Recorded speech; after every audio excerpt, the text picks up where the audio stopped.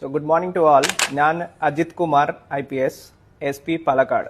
ഇന്ന ഒരു മെസ്സേജ് ആണ് എല്ലാം കുട്ടികൾക്ക് പറയാൻ ഉദ്ദേശിക്കുന്നത്. ഇപ്പോൾ എക്സാമിനേഷനിന്റെ സമയമാണ് ഉള്ളത്. പല സ്കൂളുകളിൽ എക്സാമിനേഷൻ ആണ് നടക്കുന്നത്. ഈ എക്സാമിനേഷൻ ബന്ധപ്പെട്ട കുറച്ച് ചെറിയ ടെൻഷൻ ആണ് എടുക്കുന്നത്. എന്റെ ശ്രദ്ധയിലാണ് ഈ കാര്യം വന്നിരിക്കുന്നത്.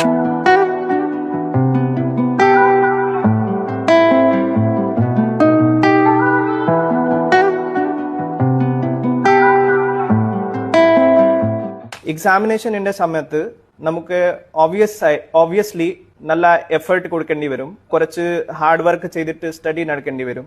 അതൊരു ഓബ്വിയസ് കാര്യമാണ്. എല്ലാവർക്കും അതിലെ ബെസ്റ്റ് എഫേർട്ട് കൊടുക്കേണ്ടതാണ്. പക്ഷേ അതേ സമയം തന്നെ അതിലെ ഒരു ടെൻഷൻ എടുക്കാൻ ആവശ്യമില്ല.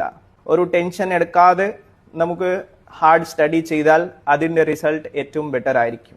വിദ്യാർത്ഥികൾ മാർക്സ് കുറവ് വരും, മാർക്സ് കൂടുതൽ വരും, അത് ഒരുപാട് ചിന്ത കൂടി ആണ് എടുക്കാറുള്ളത്. എന്നെ സംബന്ധിച്ചാൽ അതൊരു വലിയ കാര്യമില്ല. മോസ്റ്റ് ഇമ്പോർട്ടന്റ് ആണ് നമ്മുടെ എഫേർട്ട്. നിങ്ങൾ എങ്ങനെയാണ് എഫേർട്ട് കൊടുക്കുന്നത്?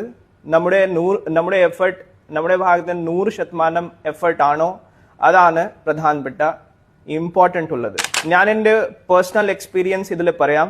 ഞാൻ വിദ്യാർത്ഥിയാവുമ്പോൾ 10ാം ക്ലാസ്സിൽ 75% മാർക്സ് മാത്രമുള്ളത്. അത് കണ്ട് 12ാം ക്ലാസ്സിൽ പഠിക്കുമ്പോൾ എൻ്റെ പെർഫോമൻസ് കുറച്ചുകൂടി താഴത്ത് പോയി. 62%, 62% മാത്രം മാർക്സ് ആണ് എനിക്ക് കിട്ടിയിട്ടുള്ളത്.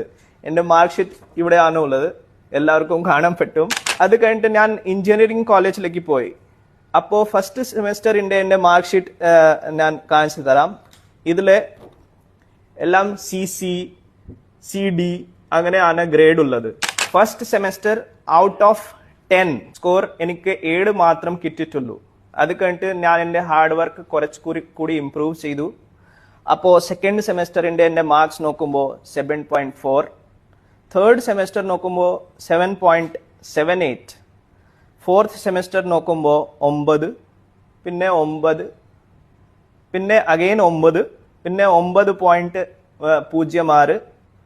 അങ്ങനെ ഒരു കണ്ടിന്യൂസ് ഇംപ്രൂവ്മെന്റ് ആണ് എനിക്ക് കിട്ടിയിരിക്കുന്നത്. മെസ്സേജ് ഇസ് ദാറ്റ് അപ്പോൾ നമുക്ക് ഹാർഡ് വർക്ക് ചെയ്താൽ നമ്മുടെ പെർഫോമൻസ് സ്ലോലി ഇംപ്രൂവ് ചെയ്യാൻ സാധിക്കും. പക്ഷെ ഒരു പ്രാവശ്യം നമുക്ക് കുറവായിട്ട് മാർക്സ് കിട്ടുമ്പോൾ അത് ഒരു നെഗറ്റീവ് ആയിട്ട് എടുക്കാനുള്ള കാര്യമില്ല.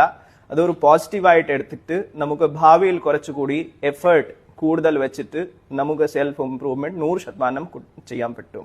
എൻ്റെ UPSC ജേർണി സംബന്ധിച്ചിട്ട് പറഞ്ഞാൽ ഞാൻ ഫസ്റ്റ് അറ്റംപ്റ്റ് കൊടുക്കുമ്പോൾ പ്രിലിംസ് തന്നെ ക്വാളിഫൈ ചെയ്യാൻ സാധിച്ചിട്ടില്ല. സെക്കൻഡ് അറ്റംപ്റ്റ് കൊടുക്കുമ്പോൾ മെയിൻസ് എക്സാമിനേഷൻ വരെ പോയി, പക്ഷേ അതിലും സക്സസ് കിട്ടിയിട്ടില്ല. തേർഡ് ടൈം മെയിൻസ് കഴിഞ്ഞിട്ട് ഇന്റർവ്യൂ വരെ വരാൻ പറ്റിട്ടില്ല. ഫോർത്ത് അറ്റംപ്റ്റിലാണ് എനിക്ക് സക്സസ് കിട്ടിയിരിക്കുന്നത്. അപ്പോൾ ഫെയിലിയർ ആൻഡ് സക്സസ് നമ്മുടെ ഈ ലൈഫിന്റെ ജീവിതത്തിന്റെ ഭാഗമാണ്. ഇത് നമുക്ക് പോസിറ്റീവായിട്ട് തന്നെ എടുത്തിട്ട് മുന്നോട്ട് പോകണം. കുട്ടികൾ പ്രത്യേകം ശ്രദ്ധിക്കുക.